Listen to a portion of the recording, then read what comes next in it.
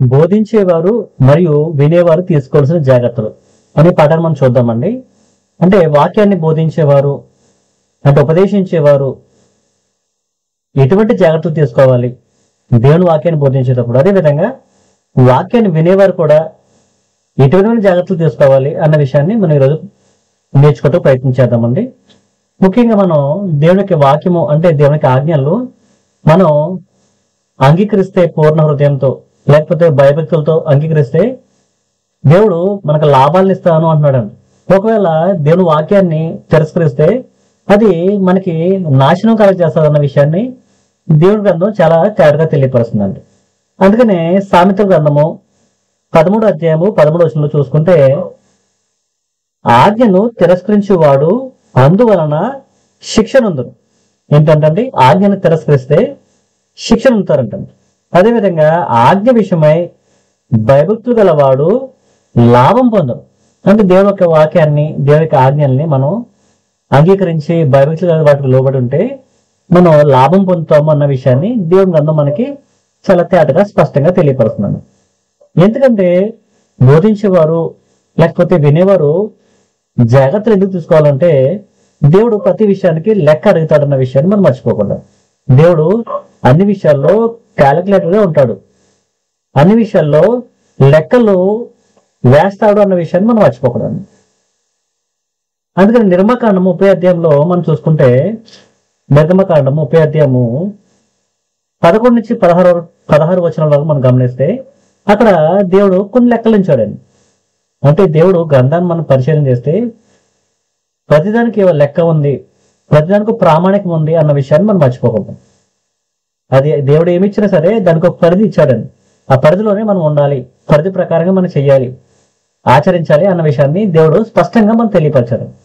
అందుకని నిర్గమకాండం 30వ అధ్యాయము 11 నుంచి 16 వచనం చదివితే అక్కడ కొన్ని లెక్కలు ఇచ్చి దేవుడు ఏమన్నాడంటే, నేను ఇచ్చిన లెక్కల్లో ఏది తప్పకుండా మీరు చూసుకోవాలి, నేను ఇచ్చిన లెక్క ప్రకారంగా మీరు చేయాలి, అందులో ఏది ఎక్కువ కాకుండా చూడాలి. నేను ధనవంతుని నేను ఎక్కువ ఇస్తానంటే కుదరదని, దేవుడు ఎంత లెక్క ఇచ్చాడో అంతే చేయాలి. అందుకనే 15 వచనం చూసుకుంటే అందులో అది మీ ప్రాణములకు పరికయ ధనముగా ఉన్నట్లు యెహోవా మాకు అర్పణ ఇచ్చినప్పుడు ధనవంతుడు అరతులము కంటే ఎక్కువ ఇయ్యకూడదు. నేను ధనవంతుని నేను ఎక్కువ ఇస్తాను అంటే కుదరదని, దేవుడు ఎంత చెప్పాడో అంతే ఇవ్వాలన్నారు. అదేవిధంగా లేవీకాండము 20వ అధ్యాయము 23వ అధ్యాయం మనం గమనిస్తే, లేవీకాండము 23వ అధ్యాయము 15 వచనం మనం గమనిస్తే అక్కడ దేవుడు ఏమన్నాడంటే లెక్క తక్కువ కాకుండా చూసుకో అన్నాడండి. 23:15 మీరు విశ్రాంతి దినమునకు మరునాడు మొదలుకొని అనగా అల్లాడించు పనను మీరు తెచ్చి దినము మొదలుకొని 7 వారములు లెక్కింపవలెను, లెక్కకు తక్కువ కాకుండా 7 వారములు ఉండవలను. అంటే లెక్క తక్కువ కాకూడదు, లెక్క ఎక్కువ కాకూడదు, దేవుడు ఇచ్చిన పరిధిలోనే చేయవలసిన అవసరత ప్రతి మానవుడికి ఉందన్న విషయాన్ని గ్రంథం తెలియపరుస్తున్నాను. దేవుడు చాలా పర్ఫెక్ట్ అండి, ప్రతి విషయంలో ఆయన లెక్క ప్రకారంగా చేస్తాడండి, లెక్క ఇచ్చాడని దాని ప్రకారం చేస్తూ ఉంటాడండి. అందుకని సృష్టి నిర్మాణంలో కూడా దేవుడు లెక్క ప్రకారంగా చేస్తామని మనం చూస్తాము. యెషయా గ్రంథం 40వ అధ్యాయము 12వ వచనం చూసుకుంటే అక్కడ దేవుడు సృష్టించినప్పుడు కొలతలు వేసినట్లు మనం గమనిస్తామని. 40వ అధ్యాయము 12వ వచనం అండి, తన పురిసిటిలో జలములను కొలిచిన వాడెవడు, జానతో ఆకాశముల కొల చూచిన వాడెవడు, భూమిలోని నన్ను కొలపాత్రలో ఉంచిన వాడెవడు, త్రాసుతో పర్వతములను తూచిన వాడెవడు, తునికి చేత కొండలను తూచిన వాడెవడు, యెహోవా ఆత్మకు నేర్పిన వాడెవడు. అంటే దేవుని యొక్క విషయాన్ని మనం గమనిస్తే ఆయన పర్ఫెక్ట్ గా ఉంటాడు, ప్రతిదానికి లెక్క ఉంటుంది, పరిధి ఉంటుంది, కొలత ఉంటుంది.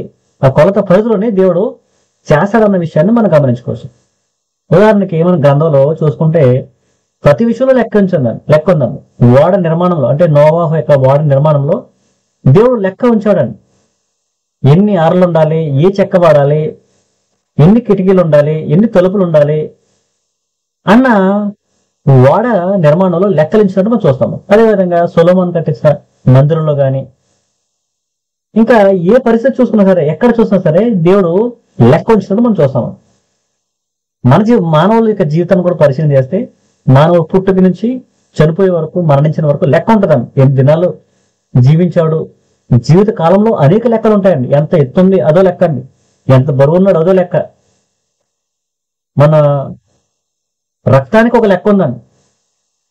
షుగర్ చూస్తామండి, రక్తానికి పరీక్ష చేస్తామండి.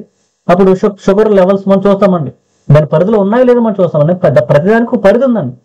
షుగర్ ఒక పరిధి ఉందండి, బీపీ ఒక పరిధి ఉందండి, మనిషికి ఒక పరిధి ఉంది, లావుకు ఒక పరిధి ఉంది, ఒబెసిటీకి, ఇలాగా ప్రతిదానికి ఒక పరిధి ఉందన్నమాట. ఆ పరిధి ప్రకారంగా దేవుడు గీత గీసి లెక్క ఉంచి ఇచ్చిన చూస్తామండి. ఇవన్నీ మనం ఎంత తెలుసుకున్నామంటే మనం దేవాతి దేవుని యొక్క శక్తి సామర్థ్యాలు గమనించాలి. మనం దేవుడు ఒకసారి ఏమంటాడంటే సవాల్ విసురుతాడండి అబ్రహాంకి, నీకు సాధ్యమైతే ఆకాశంలో నక్షత్రాలు లెక్క పెట్టు, లేకపోతే ఇసుక రేణువులు లెక్క పెట్టు అంటాడండి. మానవుడు దేవుడు చేసిన సృష్టిని లెక్కించే జాలడండి. లెక్కకు అవి అందందండి. యోబు గ్రంథము 25వ అధ్యాయము 3వ వచనం గమనిస్తే, ఆయన శానలను లెక్కింప సఖ్యమా అంటే దేవుని యొక్క శాన ఉందండి. ఆ శానను లెక్కించగలమా?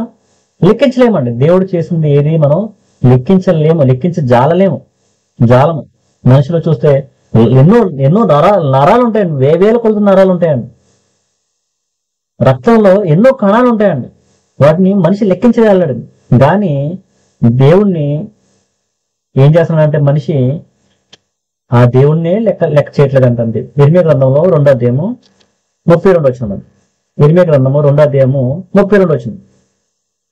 అక్కడ ఏముందంటే, కన్యక తన ఆభరణములను మరుచున, పెండ్లి కుమారి తన వడ్డానమును మరుచున, నా ప్రజలు లెక్కలేనన్ని దినములు నన్ను మరిచి ఉన్నారు. లెక్కలేనన్ని దినాలు దేవుణ్ణి లెక్క లేకుండా మానవులు మర్చిపోయినట్లు మనం గమనిస్తున్నాం. లెక్క చెప్పాలన్న విషయాన్ని మానవుడు గుర్తు లేకపోవటం వల్ల మానవుడు దేవుని లెక్క లేకుండా మర్చిపోయినట్టు చూస్తున్నాం. అందుకనే మనం దేవుని యొక్క మాటల్ని చాలా శ్రద్ధగా గమనించాలి. రోమిల పత్రిక 14వ అధ్యాయం 12వ వచనం చూసుకుంటే, అక్కడ మానవుడైన వాడు దేవునికి లెక్క అప్పచెప్పవలసిన అవసరం ఉంది అన్న విషయాన్ని మానవుడికి గ్రహించవలసిన అవసరం ఉంది. 14వ అధ్యాయము 12వ వచనం అండి. రోమిల పత్రిక 14:12 చూసుకుంటే, ప్రతి నాలుకయు దేవుని స్తుతించును అని ప్రభు చెప్పుచున్నాడు అని రాయబడి ఉన్నది. గనుక మనలో ప్రతి వాడును తన్ను కూర్చి దేవుడికి లెక్క అప్పకపోవాలను. అంటే దేవుడికి లెక్క అప్పగించాలన్న విషయం ప్రతి మానవుడు గమనించాలని, మనం చేసే బోధలో కూడా గమనించాలి. ఎందుకు గమనించాలి? మనం లెక్క చెప్పాలి. రేపొద్దున మనం సరిగ్గా బోధించకపోతే, వివరించకపోతే గ్రంథాన్ని లెక్క అప్పచెప్పవలసిన అవసరం ఉందండి. వినికిల్లో కూడా, విన్నప్పుడు కూడా మనం సరిగ్గా వినకుండా మనం మన ఇష్టానుసారంగా ఏదో చెప్పేసిన లేదా వినేస్తామనుకోండి, దాని కూడా లెక్క చెప్పాలని. అందుకనే మనం విన్న దాని గురించి లెక్క చెప్పాలి, మనం చెప్పేదాని గురించి లెక్క చెప్పాలి. మత్తయి సువార్త 12వ అధ్యాయంలో 36వ వచనంలో కూడా ఆ విషయాలు కనబడతాయి. అక్కడ ఏముందంటే, నేను మీతో చెప్పింది ఏమనగా, మనుషులు పలుకు వ్యర్థమైన ప్రతి మాటను గురించి విమర్శ దినమున లెక్క అప్పగింపవలసి ఉన్నది. విమర్శ దినం ఒకటి ఉందండి, దాంట్లో లెక్క చెప్పాలండి.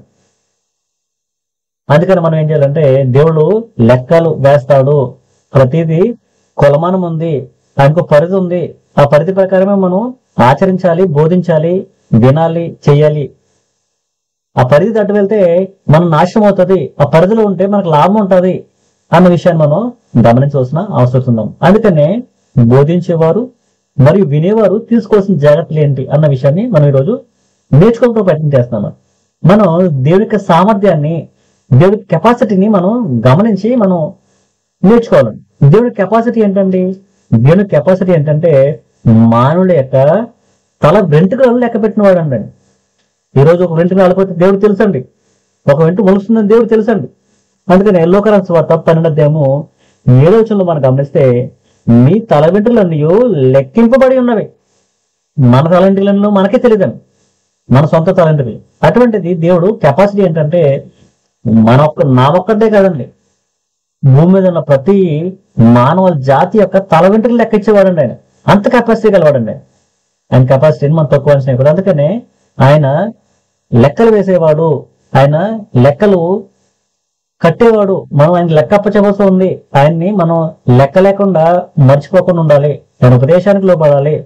ఆయన చెప్పిన బోధ ఎటు విధంగా మనకు అందించాలి అటు విధంగానే మనం బోధించాలి.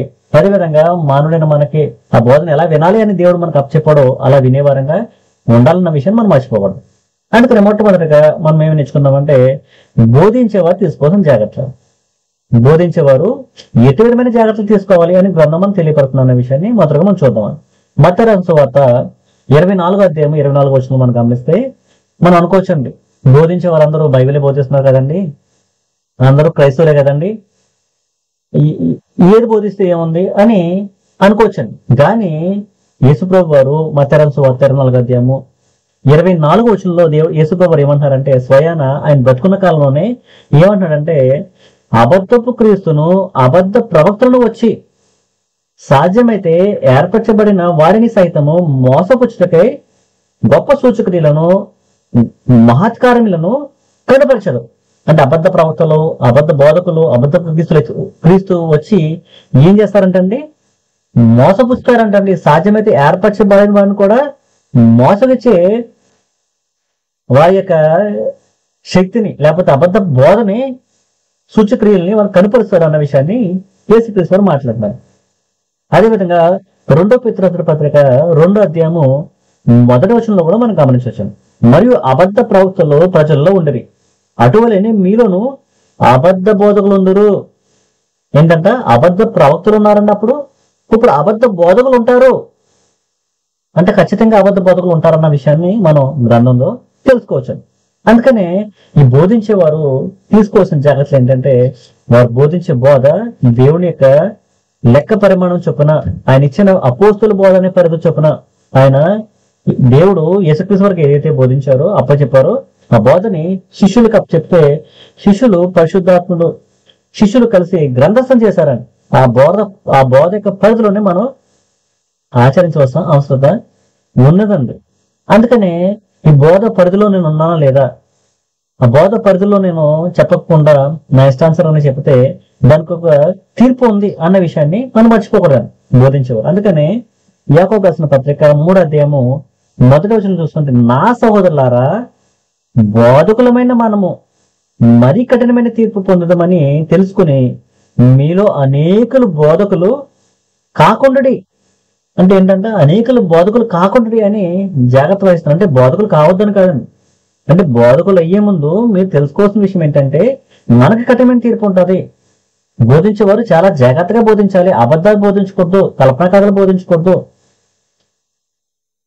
అని గ్రంథం పరిధిలోనే మనం చెప్పాల్సిన అవసరం ఉందన్న విషయాన్ని మనం తెలియపడుతున్నారు. అదేవిధంగా మనం ఏ విషయాలు అయితే మనకి అప్పగింపబడ్డాయో వాటి విషయాలే మనం చేయాలి తప్ప వాటిలో కలిపి చెరపకూడదు అంటండి. 2 కొరింథీయులకు రాసిన పత్రిక 2వ అధ్యాయము 17వ వచనం చూసుకుంటే అక్కడ ఏముందంటే కావున ఇట్టి సంగతులకు చాలిన వాడెవడు, మేము దేవుని వాక్యమును కలిపి చెరిపెడు అనేకుల వలె ఉండక.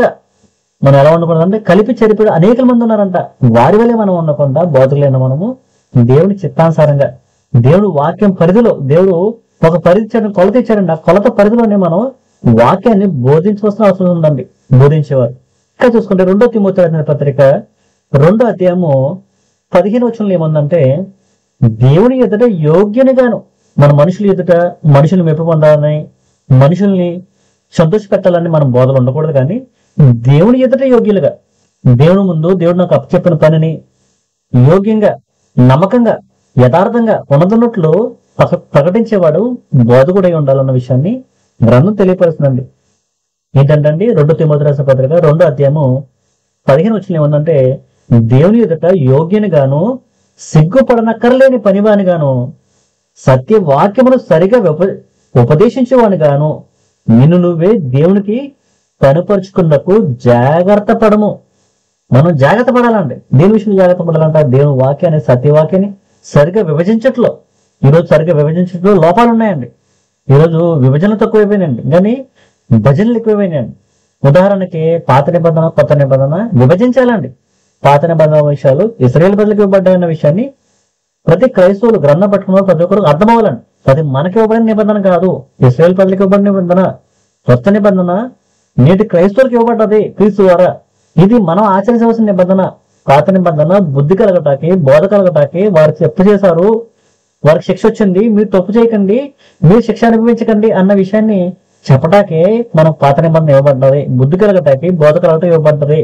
ఈ విధంగా విభజించి బోధకుడు బోధించవలసిన, సత్యవాక్యం వివరించవలసిన అవసరం ఉందన్న విషయాన్ని మన గ్రంథం ద్వారా తెలుసుకోవాలి. బోధకులైన వారు మరీ తెలుసుకోవాలి. అలాగా దేవుని ఎదుట మనం జాగ్రత్త పడాలన్న విషయాన్ని మన గ్రంథం చాలా తేటగా తెలియపరుస్తుందండి. అలా కాకుండా మనం అపార్థం చేసుకుని పాత నిబంధన కొత్త నిబంధన కలిపేసి మనం బోధించేసి వాటిని ఆచరించేసి, ఉదాహరణ చూసుకుంటే దశమ భాగాలు అంటారండి, టైత్ అంటారండి. అదే పాత నిబంధన ఇశ్రాయేలుకు సంబంధించిన భాగం అండి. అది క్రైస్తవుల్లో నేటి సమాజంలో 195% ఆ దశమ భాగాల యొక్క ఆలోచనలు జరుగుతూ ఉంటాయండి. అందుకనే మనం ఈ వచనాల్ని, వాక్యాన్ని మనం అపార్థం చేసుకుని అపార్థంగా బోధించకూడదన్న విషయాన్ని మనకి గ్రంథం తెలియపరుస్తుంది. ఇంకా చూసుకుంటే 2వ పేతురు రాసిన పత్రిక 3వ అధ్యాయము 16వ చూసుకుంటే వీటిని గురించిన తన పత్రికలన్నిటిలో బోధించుచున్నాడు. అంటే పౌలు గారు ఎలా బోధిస్తున్నారు అని పైన విషయాలని చెప్తూ పేతురు గారు రాస్తున్నారు. ఏమో రాస్తున్నారు, అయితే వాటిలో కొన్ని సంగతులు గ్రహించుటకు కష్టమైనవి. పౌలు గారు చెప్పే సంగతులు కొన్ని విషయాలు ఉన్నాయి, అవి కష్టమైనవి అని అర్థం చేసుకోవటం కష్టం ఉన్నాయి. అయినను వీటిని విద్యాహీనులు, అస్థిరైన వారు తక్కిన లేఖనములు అపార్థం చేసుకున్నట్లు తమ స్వకీయ నాశనం వరకు అపార్థం చేసుకుందరు. ఎవరైతే అపార్థం చేసుకుంటున్నారో వాటిని అర్థం చేసుకోలేక వారు ఏమవుతున్నారో స్వకీయ నాశనానికి అపార్థం చేసుకుంటున్నారంట. ఒకవేళ ఈ యొక్క దేవుడిచ్చిన వాక్యంలో ఒకవేళ కలిపి జరిపితే వారికి నష్టం ఉంటుంది, కష్టం ఉంటుంది, శాపం ఎదురవుతుంది అని గ్రంథం అని తేటగా తెలియపరుస్తుందండి. ప్రకటన గ్రంథము 22వ అధ్యాయము 18 చూసుకుంటే అక్కడ మనకి కొన్ని విషయాలు కనబడతాయండి. ఈ గ్రంథమందు ప్రవచన వాక్యములను విను ప్రతి వానికి నేను సాక్ష్యం ఇచ్చినదేమనగా, బోధించే వారికి హెచ్చరిక ఉందండి, వినేవారికి హెచ్చరిక ఉందండి. ఈ గ్రంథంలో రాయబడిన తెగుళ్ళని క్షమించండి, ఎవడైనాను వీటిలో ఏదైనాను కలిపినలా ఈ గ్రంథంలో రాయబడిన తెగుళ్ళు దేవుడు వానికి కలుగు చేయను. ఎవడైనా ఈ ప్రవచన గ్రంథంలో వాక్యములు ఏదైనా తీసివేసినలా దేవును ఈ గ్రంథంలో రాయబడిన జీవవృక్షములో పరిశుద్ధ పట్టణంలోనూ వానికి పాలు లేకుండా చేయను. అందుకని మనం ఏం చేయాలంటే బోధించేవారు చాలా జాగ్రత్తగా బోధించాల్సిన అవసరం ఉందండి. అందుకనే అబద్ధ బోధకులు వస్తారు, జాగ్రత్త. అబద్ధ బోధకులు మన మధ్యనే వచ్చి ఉన్నారు, జాగ్రత్త అని మనకి గ్రంథం ద్వారా తెలియపరుస్తున్నారండి. అందుకని అబద్ధ బోధకులు మనం కనిపెట్టాలండి. అబద్ధ బోధకులు ఎలా వస్తారో మనం కొన్ని విషయాలు చూద్దామండి. ఎహెజ్కేలు గ్రంథము 13వ అధ్యాయము 9 నుంచి 10 చదివితే, ఎహెజ్కేలు 13 9 నుంచి 10 అక్కడ చూసుకుంటే వ్యర్థమైన దర్శనములను కనుచు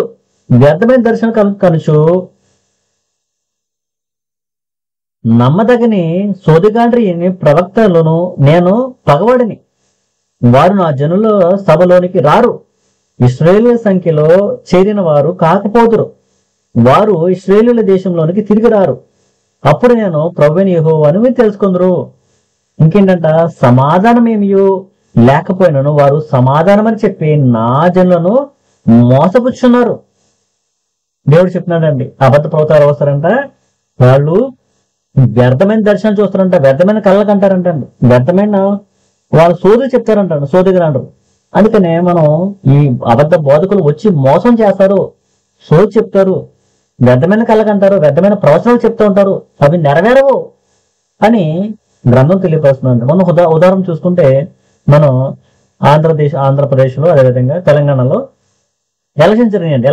ఎలక్షన్స్ ముందు చాలా మంది ఎవరు గెలుస్తారని వారు ప్రవచనాలు చెప్పారండి, ప్రవచనాలు.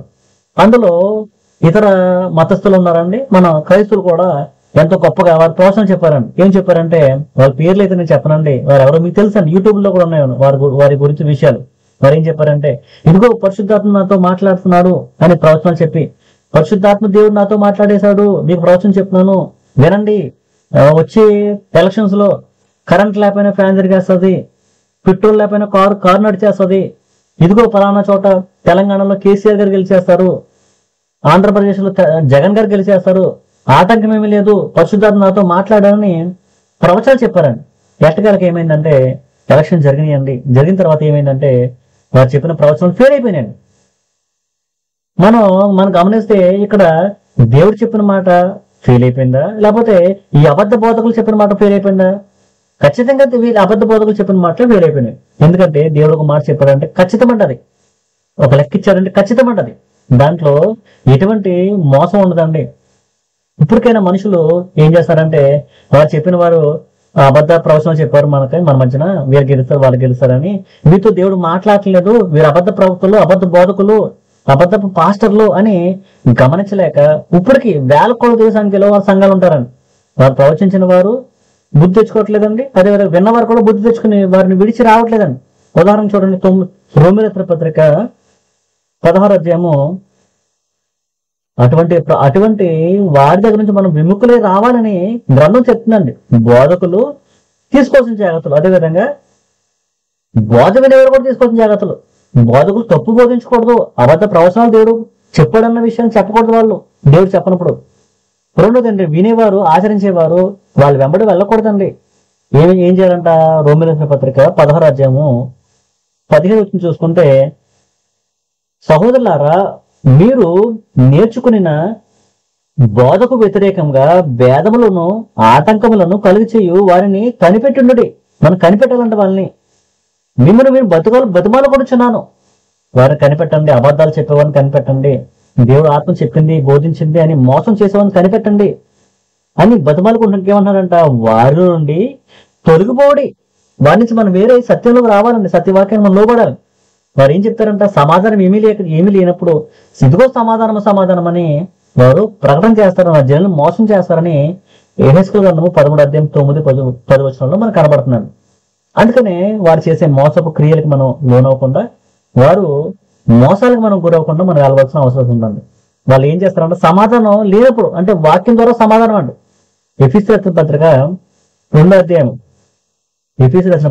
అధ్యాయము 17వ వచనంలో ఏమందంటే సమాధానం ఎలా వస్తుందంటే, సమాధానం ఎలా వస్తుందంటే సమాధానం సువార్త వల్ల వస్తుందండి. ఈ సువార్తని నమ్మకుండా, ఈ సువార్తని బోధించకుండా వారు అబద్ధాలు బోధిస్తూ సమాధానం ఉంది, నువ్వు దేవునికి సమాధాన పరచబడిపోయారు, మీరు దేవుని పిల్లలు మీరని వారు బోధిస్తూ అనేక మందిని వేల సంఖ్యలో మోసం చేస్తున్న కార్యక్రమాన్ని చూస్తున్నామని. అందుకే బోధించేవారు అబద్ధాలు బోధించకూడదు, వారికి శిక్ష ఉంది, తీర్పు ఉంది, కఠినమైన తీర్పు ఉంది, నాశనం ఉంది అన్న విషయాన్ని వాళ్ళు గ్రహించుకుని బోధించవలసిన అవసరం ఉందండి. అదేవిధంగా వినేవారు కూడా అబద్ధ ప్రవక్తలు ఎవరు, అబద్ధాలు బోధించేవారు వారిని కనిపెట్టవలసిన అవసరం ఉందండి. ఒకవేళ అలా అబద్ధాలు ప్రవచిస్తుంటే, అబద్ధాలు బోధిస్తుంటే వారిని విడిచిపెట్టి రావాల్సిన అవసరం ఉందని గ్రంథం మనకు తేటగా తెలియపరుస్తున్నాము. ఇంతవరకు మనం బోధకుల గురించి మనం తెలుస్తున్నామండి. బోధించేవారు తీసుకోవాల్సిన జాగ్రత్తలు, కలప చెరపకూడదు, కలిపి చెరిపితే శాపం ఉంది అన్న విషయాన్ని మనం తెలుసుకున్నామండి. ఇప్పుడే నేర్చుకుందామంటే వినేవారు తీసుకోవాల్సిన జాగ్రత్తలు. అందుకనే వినేవారు తీసుకోవాల్సిన జాగ్రత్త ఎందుకు తీసుకోవాలంటే వాళ్ళు వింటున్నది ద్వితీయోపదేశకాండము 12వ అధ్యాయము 28వ వచనమండి. ద్వితీయోపదేశకాండము 28వ అధ్యాయం. నీ దేవుడైన యెహోవా దృష్టికి యుక్తమును యథార్థమునకు దానిని నీవు చేసినందున నీకును నీ తరము తర్వాత నీ సంతానానికి నిత్యము మేలు కలిగినట్లు నేను నీకు ఆజ్ఞాపించున్న ఈ మాటలన్నిటినీ నీవు జాగ్రత్తగా వినవలను. మనం ఏంటంటే మాటలు జాగ్రత్తగా వినాలంట. వెంట వాళ్ళు వచ్చే లాభం ఏంటంట? నీకును నీ సంతానానికి నిత్యము మేలు కలుగుతుందంట. మేలు కలిగి భాగ్యం అండి. మనం ఏం వింటున్నాము మనం జాగ్రత్త వహించాలి. ఎలా వినాలంట? నేను నీకు ఆజ్ఞాపించిన ఈ మాటలన్నింటినీ నీవు జాగ్రత్తగా వినాలండి. ఎవరు బోధిస్తున్నారు, ఉన్నట్టు బోధిస్తున్నారు లేదా, వారు ముందు ప్రవచనాలు చెప్పినట్టు చెప్పారు, ఆ ప్రవచనాలు నెరవేరనే లేదా, అబద్ధాలు ప్రవచించారా లేదా, అబద్ధాలు ప్రవచించి ఉంటే వారి నుంచి మనం కనిపెట్టి వారి నుంచి బయటకు రావాల్సిన అవసరం ఉంది అన్న విషయాన్ని మనం గమనించుకోవాలి. అదేవిధంగా 24వ అధ్యాయము ద్వితీయోపదేశకాండము 24వ అధ్యాయము 8వ వచనం చూసుకుంటే అక్కడ ఏముందంటే కుష్ఠిరోగి విషయము యాజకులైన లేవీలు మీకు బోధించు సమస్తమును చేయుటకు బహు జాగ్రత్తగా ఉండడి. మీకు ఏదైతే నేను బోధించానో కుష్ఠరోగం చెప్పాను ఇక్కడ. కుష్ఠరోగి గురించి చెప్పిన మాట కాదండి. ప్రతి విషయంలో మీరు బోధించేది, వినేది, చేసేది చాలా జాగ్రత్త వహించి చేయవలసిన అవసరం ఉంది అన్నది గ్రంథం ద్వారా మనకి తేటపరచబడుతున్నాను. అదే విధంగా యెహోషువ గ్రంథము 1వ అధ్యాయము 8వ చూసుకుంటే, ఈ ధర్మశాస్త్ర గ్రంథమును నీవు బోధింపక తప్పిపోకూడదు. అంటే ధర్మశాస్త్రం మనకి ఇవ్వబడ్డదండి, అంటే కొత్త నిబంధన ధర్మశాస్త్రం మనకి ఇవ్వబడ్డదండి. అది బోధించుట తప్పకూడదండి. ఎలా బోధించాలని బోధించేవాళ్ళు దానిలో రాయబడిన వాటన్నిటిని ప్రకారము చేయుటకు నీవు జాగ్రత్త పడము. ఏదైతే రాయబడిందో, ఏదైతే చెప్పబడిందో వాటి అనుకూలంగా వాటి ప్రకారంగా చేయుట మీరు జాగ్రత్త పడాలి. వాటి మానొద్దు. దేవరాత్రములు దాన్ని ధ్యానించడలా మీ మార్గములను వర్ధిల్లపు చేసుకుని చక్కగా ప్రవర్తించాడు. మనం వర్ధిల్లాలంటే మనం దేవుని వాక్యం వినాలి, బోధించాలి, దాని ప్రకారంగా ఆచరించాలి, అప్పుడే వర్ధిల్తామండి అని గ్రంథం మనం తెలియపరుస్తున్నాడు.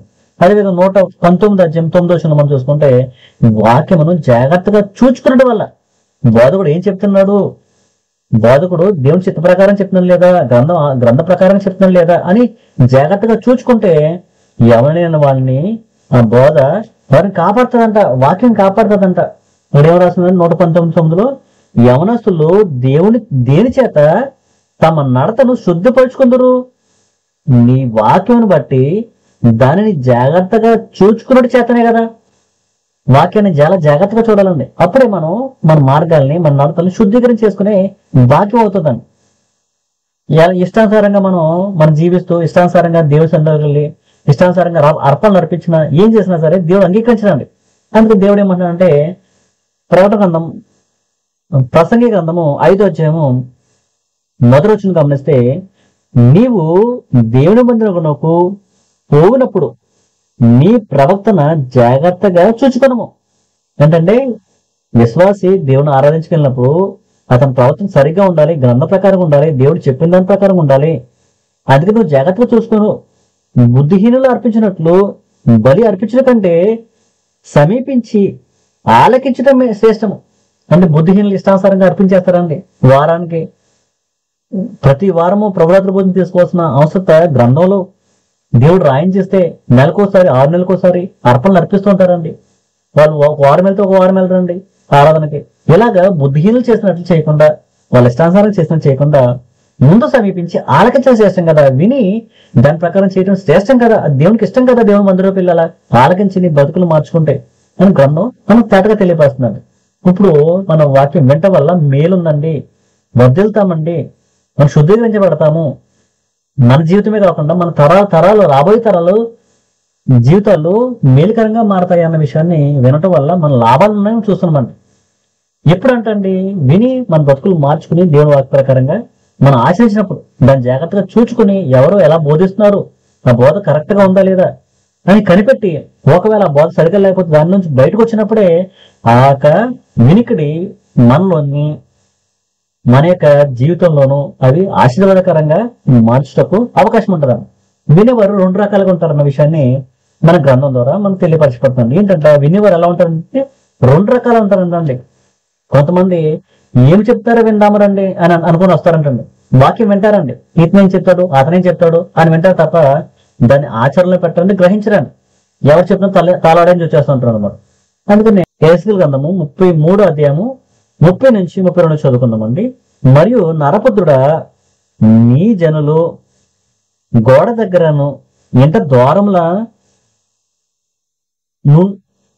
ఇంట ద్వారములందును నిలబడి నిన్ను గురించి మాట్లాడుదురు.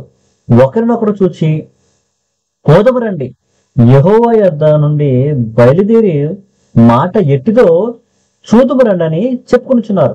నా జనులు రాదగిన విధముగా వారు నా యొద్దకు వచ్చి నా జనులైనట్లుగా నీ యొద్ద కూర్చుండి నీ మాటలు విందుము గాని వాటిని అనుసరించి ప్రవర్తింపరు.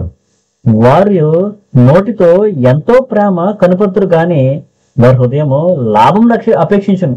నీవు వారికి వాద్యము బాగుగా వాయించచ్చు, మంచి స్వరము కలిగిన గాయకుడిగా ఉన్నావు వారు నీ మాటలు విందురు గాని వాటిని అనుసరించి నడుచుకున్నారు. వారి మాటలు వింటారు కానీ నడుచుకుంటారండి. బాగా చెప్పు అని ప్రేమ కారుస్తారు తప్ప సత్యాన్ని గ్రహించే ఆలోచన ఉండదండి. అయ్యగారు బాగా చెప్పారు, అమ్మగారు బాగా చెప్పారు అంటారే తప్ప, భలే ప్రవచించారు అంటారు తప్ప ఆ ప్రవచనం ఎంతవరకు నిజము, దేవుడు వాక్యానుసారంగా ఉందా లేదా వాక్యానుసారంగా బోధిస్తున్నారు లేదని గ్రహించి ఆ బోధన విడిచిపెట్టే పరిస్థితి వాళ్ళలో ఉండదండి. బలి చెప్పినారు అయ్యగారు అని 10 మందిని పోగు చేసి తీసుకెళ్తారని. ఇంకో రకం ఏంటంటే, ఒకవేళ నిజం చెప్పామనుకోండి, వాళ్ళ హృదయాలు గాయపడ్డాయి అనుకోండి, మరలా సత్యవాక్యం చెప్పడానికి వాళ్ళకి అవకాశం ఇవ్వరండి. వాళ్ళు ఎవరంటే దురద చూగలవారంటాడు. అందుకే 2 తిమోతి రాసిన పత్రికలో ఆ దురద చదువు గల వాళ్ళు వాళ్ళకి అనుకూలమైన బోధకులు పూజిస్తుంటారంట. 2 తిమోతి 4:3 ఎందుకనగా జనులు హిత బోధన సహింపక, మంచి బోధ వాళ్ళ చెవులు వస్తుంటే వినక, వారు గ్రహించక, సహించలేక, ఓర్చుకోలేక, ఇది తప్పయ్యా, మీ ప్రవచనం చెప్పాడు, తప్పుడు బోధలు బోధించాడు, తప్పుడు ప్రవచనం చెప్పాడు, ఆయనతో దేవుడు మాట్లాడు, ఆయన అబద్ధాలు చెప్తాడు, మీరు వాటి నుంచి రండి, క్రీస్తు యొక్క సంఘంలోకి రండి, అబద్ధాలను చెప్పేవారిని విముఖుడే రండి, మీరు వాస్తవాన్ని గ్రహించండి అని చెప్తే అవి సహింపలేక ఏం చేస్తారంట, దురదచెవులు గల వారే తమ స్వకీయ దురాశలను అనుకూలమైన బోధకులను తమ వరకు పోగు చేసుకుంటారంట. సత్యవాక్యమునకు చెవి నీయక కల్పనా కథల వైపు తిరుగు కాలం వచ్చున్నది. సత్యవాక్యం వినరండి, వారు చెవి దేనికి ఇస్తారంటే కల్పనా కథలకు ఇస్తారంట. వాళ్ళు పెట్టకథలు చెప్తూ ఉంటారు, దానికి వాళ్ళు చెవునిస్తారంటారు. అందుకని మనం ఏం చేయాలంటే వినేవారు చాలా జాగ్రత్తగా వహించి వినవలసిన అవసరం ఉందండి. చెప్పేవారు కూడా చాలా జాగ్రత్తగా చెప్పవలసిన అవసరం ఉందండి. ఎందుకంటే చాలా మంది ఏమనుకుంటుంటా, నేను వెళ్ళి కూర్చుని వచ్చాను కదే, వాక్యం విన్నాను, నాకేం తెలీదు, ఆ చెప్పేవాడికి మంచిగా చెప్తే వాడు దీవించబడతాడు, లేకపోతే వాడే నాశనం అయిపోతాడు, నాకేం పోయింది అనుకుంటారు వినేవాడు.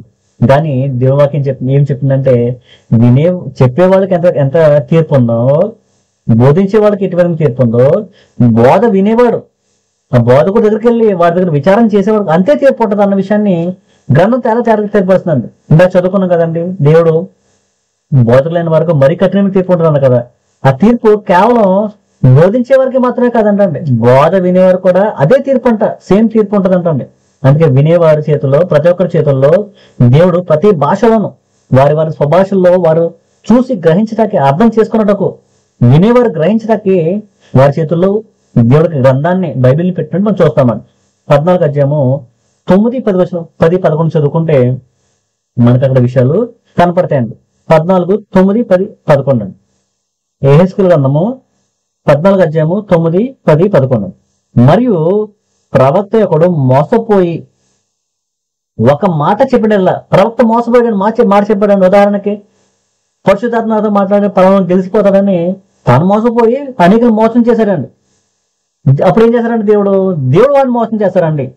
అబద్ధాలు చెప్పేవాడు కాబట్టి దేవుడు ఏం చేస్తారంట, యెహోవానకు నేనే ఆ ప్రవక్తను మోసపుచ్చువాడనై, నేనే వానికి విరోధనై నా జనుల్లో ఇశ్రాయేలైన వారిలో నుండి వారిని నిర్మూలన చేశాను. ఆ ప్రవక్త అబద్ధాలు చెప్తున్నాడా, మోసం చేస్తున్నాడా, నేను ఆయన మోసం చేస్తా. అబద్ధాలు చెప్పే ప్రవక్తని అనేక జనాలు నువ్వు మోసం చేస్తావా, నిన్ను దేవుడు మోసం చేస్తాడు. అబద్ధ ప్రవచనం చెప్తే, అబద్ధాలను బోధిస్తే, అబద్ధ వాక్యాలు బోధిస్తే, ప్రజల్ని తప్పుదారులు నడిపిస్తే. అందుకని దేవుడు ఏం చేస్తాడంట, ప్రజల నుంచి కొట్టేస్తారంట, నెట్టేస్తారంట.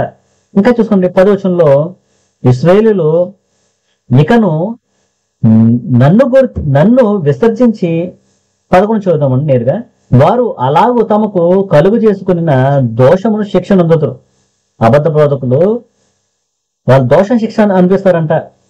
ప్రవక్త యొద్ద విచారించే వానికి దోషం ఎట్టుదో అంటే, ప్రవక్త దగ్గరికి వెళ్ళి, అబద్ధ బోధకుల దగ్గరికి వెళ్ళి వినేవారు, విచారించేవారు, అది ఆచరించేవారు, వారి దోషం ఎట్టుదో, ప్రవక్త యొద్ద విచారించేవాని దోషం ఎట్టుదో, ప్రవక్త దోషను అంతే. అవును, ఏంటంటే ప్రవక్త దగ్గర విచారించేవాడు, వినేవాడు, ఆ బోధన వినేవాడికి దోషం ఎట్లా ఉంటుందో అటువంటి దోషమే ప్రవక్త కూడా ఉంటుందండి. ఇద్దరికి ఒకటే దోషం అంటాడు, ఇద్దరికి ఒకేలా ఉంటుందంట, వారికి వేరు వీరికి వేరు కదండి. అందుకనే బోధించేవాడికి జాగ్రత్తలు, వినేవాడికి జాగ్రత్తలు. ఎందుకు జాగ్రత్తలు అంట, అతనికి అదే తీర్పు ఉందండి, ఇతరికి అదే తీర్పు ఉందండి, ఇద్దరికి కఠినమైన తీర్పు ఉందండి. అందుకని కఠినమైన తీర్పులో మనం వెళ్లకుండా, మన మీద నాశనం తెచ్చుకోకుండా, దేవుడు సామెత గ్రంథం 13వ అధ్యాయం 10వ వచనం చెప్పిన ప్రకారంగా మనం దేవుని వాక్యానికి, దేవుని ఆజ్ఞకి లోబడితే, భవిష్యత్తు కలిగి ఉంటే అది లాభసాహితం అంటండి. అది వాక్యానికి లోబడకపోతే, ఆజ్ఞని తిరస్కరిస్తే శిక్షకి కారణం అవుతుందంట, శాపానికి కారణం అవుతుందంట. అందుకనే బోధించే వాళ్ళు తీసుకోవాల్సిన జాగ్రత్తలు ఏంటంటే, దేవుడు లెక్క అడుగుతాడు, దేవుడు ప్రతిదానికి లెక్క ఉంటుంది, ప్రామాణికం ఉంటుంది, హద్దు ఉంటుంది. బోధ కూడా హద్దు ఉంది, వినేవారు కూడా హద్దులు ఉన్నాయి. అందుకనే జాగ్రత్తగా వినాలి, జాగ్రత్తగా బోధించాలి. బోధ సరిగ్గా లేకపోతే కలిపి చెరిపితే నష్టం ఉంది, నాశనం అవుతాం, స్వనాశనం అవుతాం. మన ఇష్టానుసారం బోధించకుండా దేవుని వాక్య ప్రకారం చిత్త ప్రకారం బోధించవలసిన అవసరం ఉంది. వినేవారు కూడా చాలా జాగ్రత్తగా వినాలి అన్న విషయాన్ని మనకు తెలియపరచబడుతున్నాను. ఎలా వినాలంటే ఇరిమియా గ్రంథము 6వ అధ్యాయం 10వ వచనం చూస్తుంటే సిద్ధ మనసుతో వినాలంటండి, సిద్ధపరుచుకుని దేవుని వాక్యం వినాలి, శ్రద్ధగా వినాలంటండి. అదేవిధంగా 2వ దశలోని రాసిన పత్రిక 2వ అధ్యాయం 9వ వచనం చూస్తుంటే మనం బాగుపడాలని వినాలంటే, నాలో ఏమైనా తప్పులుంటే పొరపాట్లు ఉంటే సరి చేసుకున్నట్టు వినాలంటండి. ఏదో చెప్తున్నారు, కొత్త విషయం చెప్తారు, బలి చెప్పారు అనుకోటక్క ఆ సమయానికి వినేసి దేవుని సమయంలో గడిపేద్దాము అని వినేవారుగా ఉండకుండా నా బ్రతుకులు తప్పు ఉంటే నేను మార్చుకున్నట్టు వినాలి అని మనం వెంటకి వేగిరపడాలంట. అందుకనే మనం వినేవారు జాగ్రత్త వహించాలి, బోధకులు కూడా జాగ్రత్త వహించాలి. ఎందుకంటే బోధకులు కలిపి చెరిపి బోధిస్తే వాళ్ళకి కూడా నాశనం ఉంటుంది. అదేవిధంగా వినేవారు నాకింట్లే ఆయన చెప్పేవాడే పోతాడు అనుకోకుండా వినేవారు కూడా అదే శిక్ష ఉంటుంది. చెప్పేవారికి ఏ శిక్ష ఉందో వినేవారు కూడా అదే శిక్ష ఉంటుందని యెహెజ్కేలు గ్రంథము 14వ అధ్యాయము 11వ వచనం మనం తేటగా తెలియపరుస్తున్నాను. ఇద్దరికి ఒకేలాంటి శిక్ష ఉంటుందని, కఠినమైన తీర్పు ఉంటుందని. అందుకనే తీర్పులో వెళ్లకుండా దీవెన పొందాలంటే దేవుని వాక్యాన్ని మనం సరిగా నేర్చుకుని విభజించి దేవుని ఎదుట యోగ్యునిగా సిగ్గుపడనక్కర్లేని పనివానిగా మనం బోధించాలి. దేవుని దగ్గర వినేవారు చాలా జాగ్రత్తగా వహించి వినాలి. గ్రంథంలో ఉన్నది ప్రకారంగా వినాలి, ఉన్నది ప్రకారం ఆచరించాలి. అప్పుడే మనకి దీవెనలు మన రాబోయే తరానికి నిత్యము దీవెనలుగా ఆశీర్వాదాలుగా ఉంటాయన్న విషయాన్ని మనం మర్చిపోకుండా దేవుని వాక్యాన్ని చాలా జాగ్రత్తగా బోధించాలి, చాలా జాగ్రత్తగా వినాలి. ఎందుకంటే దేవుడు లెక్క అడుగుతాడు కాబట్టి లెక్కలో మనం తప్పుకోకుండా ఉండలాగా దేవుని వాక్యాన్ని మనం సరిగ్గా బోధించి అదేవిధంగా సరిగ్గా విని వారిగా మనం ఉండాలని మిమ్మల్ని అందరినీ ప్రభుత్వ మాట్లాడుతూ అందరికీ వందాలి.